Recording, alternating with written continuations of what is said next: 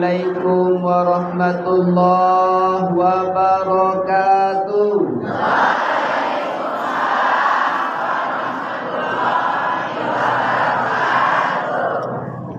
Alhamdulillahi wa kafa, wassalatu wassalamu ala nabiyyina Muhammadin al-Mustafa wa ala alihi wa ashabihi min ahli as-sidqi wal wafa. Ashhadu an la ilaha illallah wa ashhadu anna Muhammadar Rasulullah. Allahumma salli ala Muhammad. Yang mulia Bapak Camat beserta istri, yang mulia Bapak Ketua Majelis Ulama Buya Suparman beserta istri, yang mulia Bapak Kepala Kantor Urusan Agama atau yang mewakili beserta istri, yang mulia Bapak Kepala Desa Sungai Lintang beserta istri, yang mulia seluruh kepala desa yang hadir beserta istri. Siapa lagi? Tokoh-tokoh masyarakat. Oh, yang mulia Pak DPR. Oh, yang mulia Bapak DPR lagi izin. Tadi ada ya. Mungkin ada pekerjaan lain. Kita berbaik sangka sama beliau. Ibu Ketua dan Pengurus BKMT Kecamatan Kayaro Barat, Ibu Pembina BKMT, seluruh Ketua dan Pengurus Permata Desa, seluruh kita yang hadir pada saat ini, termasuk anak kami yang tampil tadi Sarhil Quran, seluruhnya insya Allah calon-calon penghuni surga dirahmati Allah. Mau masuk surga ibu-ibu? Mau cepat masuk surga ibu-ibu?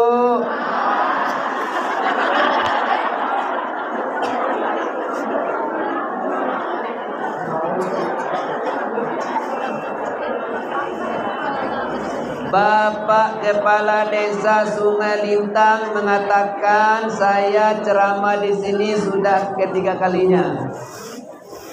Saya ceramah sini sudah lebih 5 kali. Udah lebih 5 kali saya ceramah di sini. Saya candu ceramah Sungai Lintang ya. Kenapa? Pantunnya mengatakan berbelok kepala malang melintang, banyaklah rumah berlari-lari. Elok desa orang Sungai Lintang, orangnya ramah dan baik-baik. Maka ceramah di Sungai Lintang ini kalau tidak ada jadwal di tempat lain saya tetap hadir.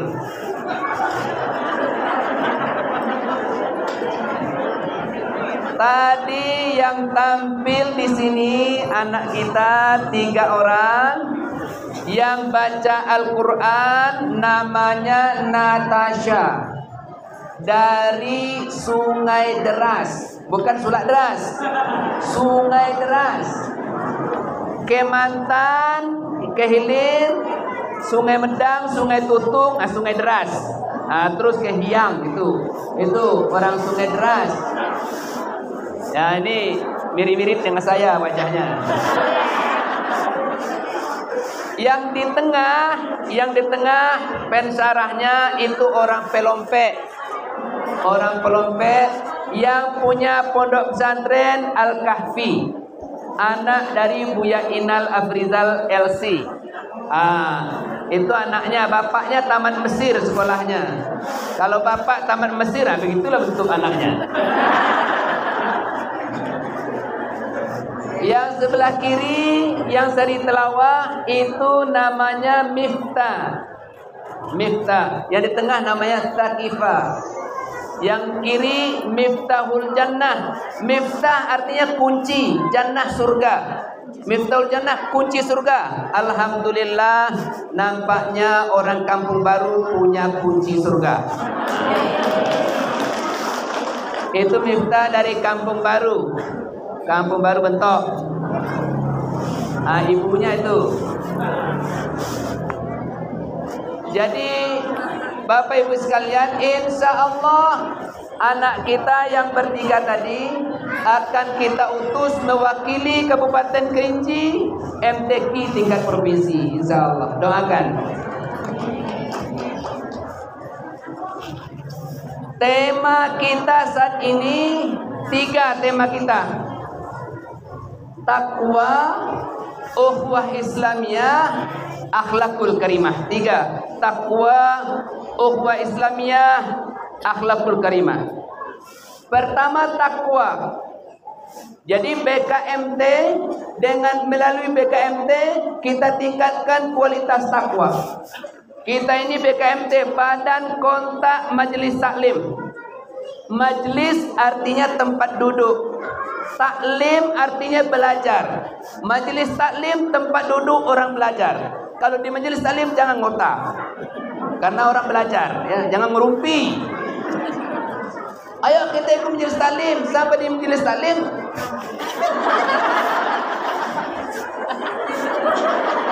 itu bukan majelis taklim, itu majelis ngerumpi. Orang ikut majelis taklim duduk-duduk sambil belajar. Di warung ada juga majelis, tapi majelis domino. Ini majelis taklim, duduk sambil belajar. Apabila orang udah duduk sambil belajar, insya Allah takwa. Tanda orang takwa itu pertama, alladzina yu'minuna bil ghaib. Orang sudah ikut majelis taklim, dia pasti percaya sama yang gaib-gaib. Seluruh yang gaib dia percaya. Sama Allah gaib, percaya sama Allah. Malaikat gaib enggak? Percaya sama malaikat. Percaya sama jin. Antum percaya juga ya? Surga percaya enggak? Neraka? Pokoknya yang gaib-gaib percaya dah. Enggak percaya sama yang gaib berarti enggak takwa. Oh Ustaz, saya percaya sama hantu, apa saya harus nyembah hantu? Enggak, cuma percaya aja. Percaya hantu ada, percaya setan ada, tapi jangan sembah setan. Yang kedua, orang takwa itu wa yuqimunas shalah. Dia mendirikan salat. Ini terbukti. Begitu acara, banyak rentetan cara, begitu masuk waktu salat. Ngaji penting, salat lebih penting. Ada juga orang gara-gara ngaji salat tinggal. Ya. Ngaji mulai 2:30. Masuk waktu salat jam 3.18. Tanggung sholat katanya. Buya, lanjut aja ceramahnya nanti sholat. Kapan ibu sholat? Sampai di rumah. Kapan sholatnya? Dia takut ambil wudhu, bedaknya luntur. Nggak usah lah. Bahkan yang penting sebenarnya bedak itu, Bu, kalau bersama suami itu penting bedak. Sama laki-laki lain nggak penting bedak. Cantik kita, mancung kita, pesek kita untuk suami kita, bukan untuk orang lain. Jangan kita lebih penting merias wajah, tapi lupa merias hati kita. Wajah glowing. Wah, banyak sekarang ibu-ibu wajah Korea, tangan Afrika.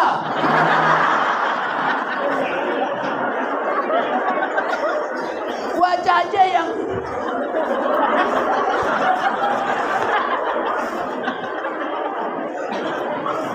ilmu penting, sholat penting. Jangan gara-gara ngaji majelis taklim nggak sholat. Sampai di rumah Sungerna jam berapa? Sampai Sungerna. Tapi saya lihat tadi orang Sungerna sholat semua. Yang nampak. Nah, ada pertanyaan tadi, bagaimana wanita sholat di masjid? Boleh tidak wanita sholat di masjid? Dalam hadis Nabi dikatakan, hadis Nabi mengatakan, wanita lebih baik sholat di rumah. Jangan diputus-putus ya. Jangan nanti diputus, diedarkan viral nanti. Ini belum selesai pembahasannya nih. Wanita, ibu-ibu di luar ada dengar tuh.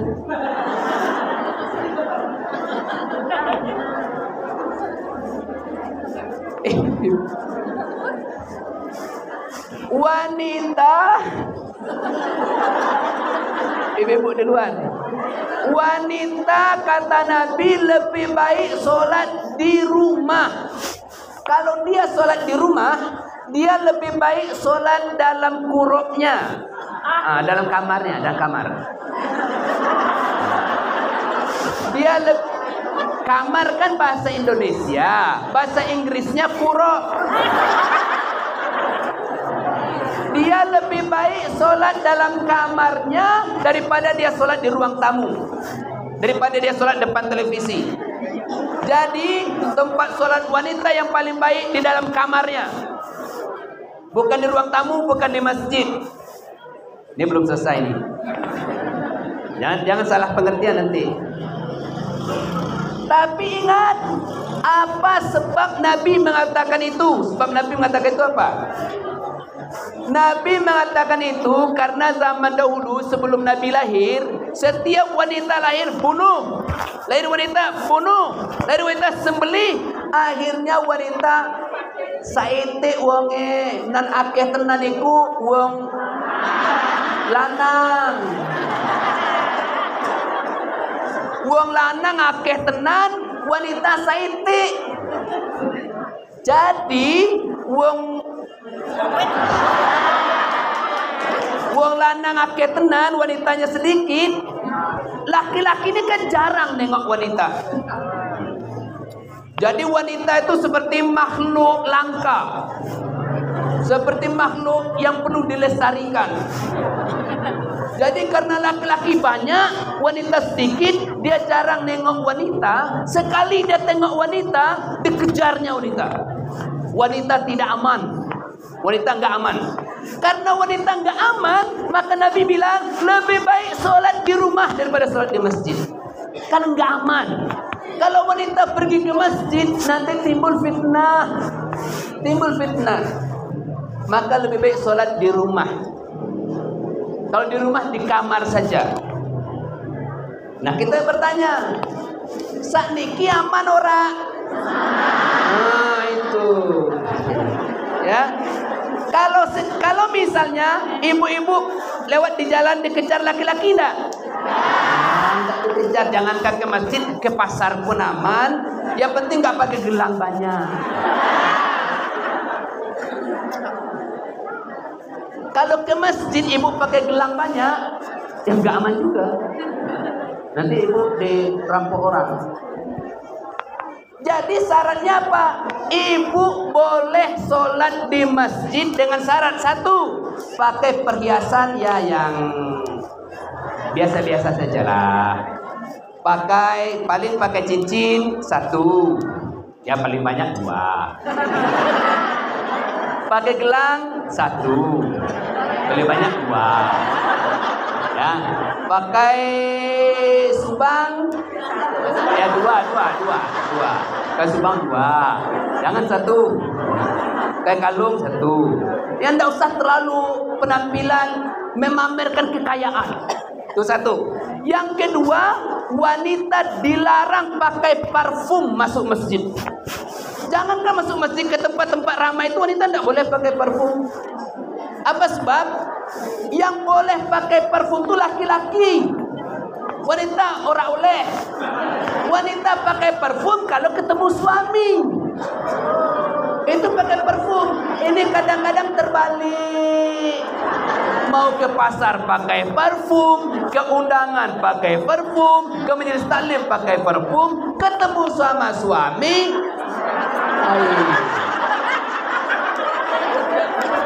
Ketemu sama suami bau minyak kayu putih, bau tarason. Ya tentu suaminya enggak bergairah. Suami hilang sinyal. Coba kalau ibu-ibu suami mau pulang dari ladang, suami saya pulang dari ladang pukul 5. Nanti saya pukul 5 kurang seperempat saya sudah mandi, saya pakai baju yang paling bagus, saya pakai parfum, saya gosok gigi bagus. Suami sampai di halaman rumah, ibu sudah nunggu di depan pintu dengan senyum Pepsodent. Kata ibu bilang, "Mas, Mas, ojo akeh-akeh tenang to bawa kayu. Kasihan toh Mas. Jadi emasnya sampai di halaman, emas tuh sudah merasakan aromanya, parfumnya, kata emasnya. Wah, aroma beko. Nanti suami duduk di rumah, ibu tawarkan suaminya, Mas mau mandi air dingin, apa mau mandi air hangat atau air mendidih? Mas boleh pilih, mau minum kopi apa mau minum teh, boleh pilih, mau diurut dulu. Weh, suaminya senang banget. Kalau siang dia nyemprot mompa sampai 15 cap, hilang tuh sakit pinggangnya. Tapi kalau istrinya bangga, tahu bangga? Nah. Nanti kalau ibu berpenampilan seperti itu pada suami, duit suami itu mudah keluar. Dia bilang, nah ma, mau belanja berapa? Besok hari Minggu mau ke pasar Bintang 8, butuh berapa? 150 aja. Enggak usah 150, nih 400. Kasih langsung 400 untuk 4 kali ke balai.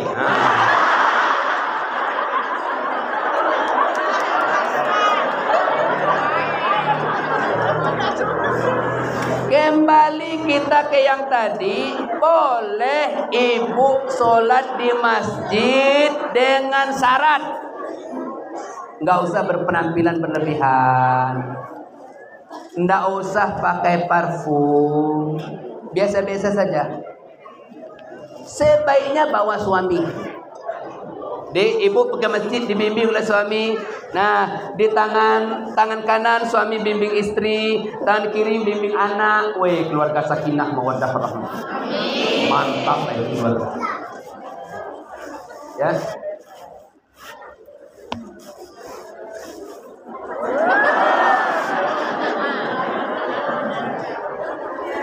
Yang ketiga tanda orang bertakwa itu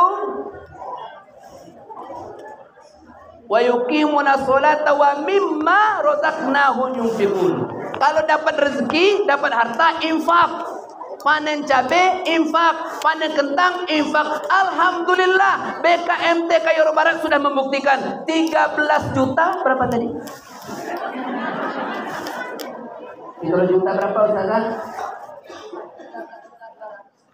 13.250 untuk bantuan yang terkena bencana. Ini kan luar biasa. Artinya yang BKMT Kayoro Barat tidak ada orang bakhil, tidak ada orang pelit dan medit. Tidak ada. Semuanya orang pemurah dan dermawan. Kota infak tadi ada di sini. Ada. Oh ini buktinya pemurah dan dermawan. Woi mantap.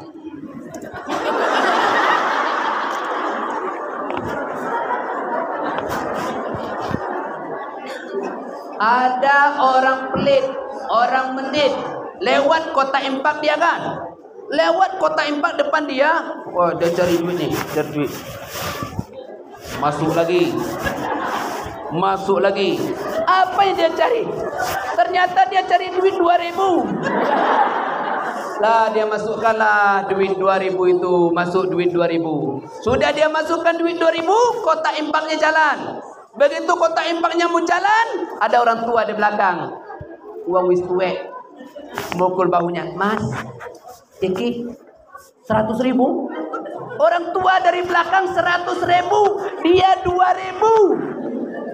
Dia bilang sama bapak tuh, "Bapak, sok. Nih, masuk 100.000." Kota infak jalan ke situ. Kota infak sampai di situ.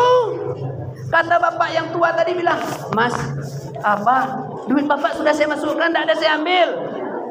"Boten Mas, niku wau bukan duitku itu duit Mas." Duit Mas jatuh tadi. Lah, bapak kok nggak ngomong-ngomong? Jadi waktu dia keluar masuk duit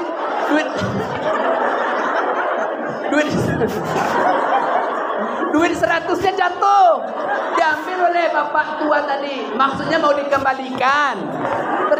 Dia sangka duit bapak itu mau infak. Kotak infaknya udah sampai di situ ya. Pripun itu. Mau tidak mungkin balik sini, tidak mungkin. Apakah ada pahalanya? Ada. Pahala yang 2.000 ada. Pahala yang 100.000 boten enten. Urado. Dado. Urado itu artinya boten enten.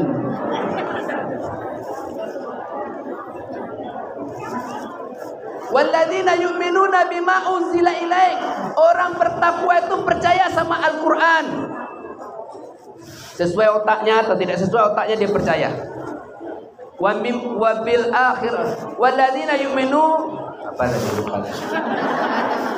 Walladzina yu'minuna bima unzila ilaik wa ma unzila min qablik. Dia percaya sama Taurat, Zabur, Injil. Percaya juga, beda ndak ngamalkan isinya. Percaya tok. Wa bil akhirati hum yuqinun. Hari akhir kiamat datang dia percaya. Kapan datangnya? Mboten ngertos. Kata Nabi mengatakan, dunia ini diciptakan pada hari Jumat. Nabi Adam diturunkan ke dunia hari Jumat. Dan nanti hari kiamat hari Jumat. Hari Jumat kapan? Tidak tahu. Saya siap aja. Kan sudah mulai gunungnya batu-batu. Nah itu orang bertakwa itu. Yang kedua, ukhuwah Islamiyah.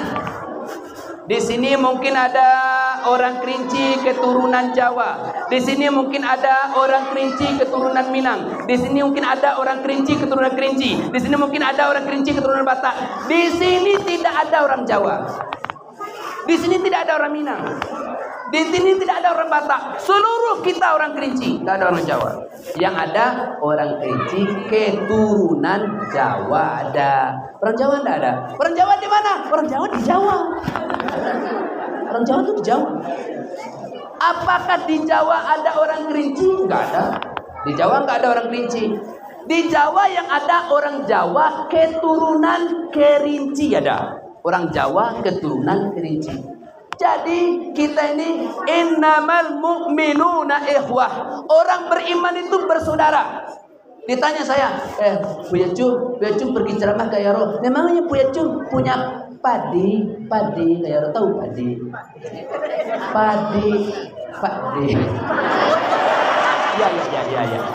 Ya betul. Bahasa sulaknya padi. Bahasa Jawanya pakde. Bahasa Inggrisnya father. Apakah Buya Cum maksudnya punya family enggak gitu? Buya Cum punya family? Dia kayak punya, saya punya family di Sumelintang. Tahu family saya Sumelintang? Yang tampil lagu BKMC tadi. Ibu Farida ada. Teman saya sekolah. Ini family saya semua. Ini father saya semua. Kita semua ini sefader. Kita semua ini satu keluarga. Betul enggak? Mungkin ibu tanya, masa kita satu keluarga? Iya, kita satu keluarga. Saya dan ibu satu keturunan. Sama-sama Nabi Adam kan? Ya udah. Oleh karena itu kita ada satu keturunan. Mau suku apa kita, bahasa apa kita satu keturunan, ditambah kita satu iman, sama-sama Tuhannya Allah, nabinya Nabi Muhammad. Ada perbedaan saitik yang gak usah pecah belah toh. Kalau kita mau menjaga persaudaraan ukhuwah Islamiyah, jangan bertengkar gara-gara kunut tidak kunut. Yang mau kunut subuh monggo, enggak kunut yang bosan nopo-nopo. Yang penting sholat subuh. Yang mau celananya di atas mata kaki, celana di atas mata kaki boleh. Celana di bawah mata kaki boleh. Yang penting bersih. Mau pakai sarung di bawah mata kaki silakan. Mau pakai sarung setengah betis boleh. Yang penting. Tapi ingat hati-hati, sarung di atas mata kaki setengah betis. Sholat berjamaah kipas angin kencang. Kipas anginnya banter itu. Nanti pokok tahulah kayak gitu. Maka orang bertanya, Pak Buya, mana yang lebih betul orang sholat pakai sarung daripada sholat pakai celana panjang? Ya semuanya betul. Nggak ada yang lebih betul. Kenapa? Yang penting tutup aurat, itu yang penting. Ada Pak Buya, pulau niki orang sembayang. Piyo tak sembayang. Ya pulau niki buatan entan telekong, nggak ada mukena. Yang nggak ada mukena kan bisa sholat. Ibu di ladang punya kain sarung 2. Yang satu untuk bawah, yang satu untuk atas, bikin seperti ninja. Bisa sholat. Ada yang lebih praktis sekarang ini. Ya, biasanya dipakai oleh orang-orang LDII. Saya bukan mengatakan DI itu benar semua, enggak. Cuman ada yang bagus kita contoh. Nah kita cari yang bagus aja, jangan cari yang salahnya. Semua kita punya salah, tapi cari yang benarnya. Orang LDI itu pakai mukena apa nama itu, baju jubah tuh, praktis. Dia pergi ke Padang, dia pergi ke Jambi, dia jalan jauh, itu mukenanya apa tuh, lengan bajunya bisa dilipat tuh, lipat. Nanti ketika dia sholat datang waktu zuhur, dia tidak perlu lagi mukena. Ya kakinya sudah pakai kaos, kan? Tangannya nanti lipatannya dibuka, akhirnya seperti ini kan. Nah ini udah lewat tuh tangannya, bisa sholat. Kepala kan pakai jilbab, tidak harus pakai mukena, tidak harus pakai telkom, bisa sholat. Nah, gini aja lampau nih, tapi jangan takuti cucu. Nah coba lihat, nanti takut cucu. Ayo Bapak Ibu sekalian, saya Bapak Ibu sekalian sedih.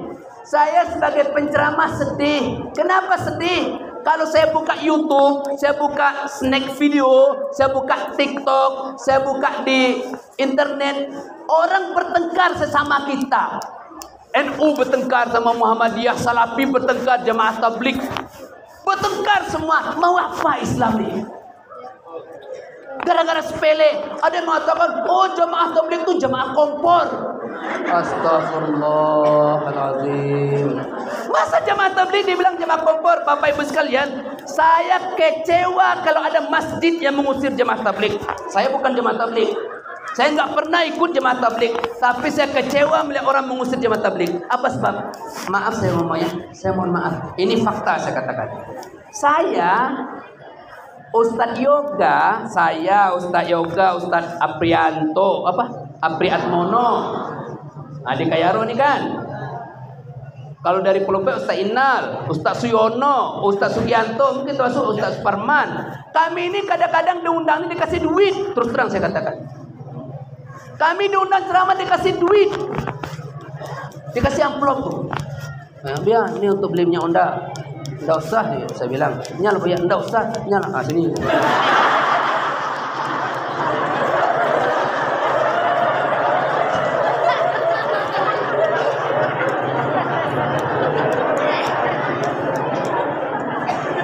Kami ceramah ini orang kasih duit. Saya tidak pernah ceramah dari kasih duit, dikasih terus duit. Ya saya nggak pernah minta loh. Kalau orang nggak ngasih saya nggak sakit hati. Nggak pernah saya minta. Tapi kalau dikasih saya mau. Ya.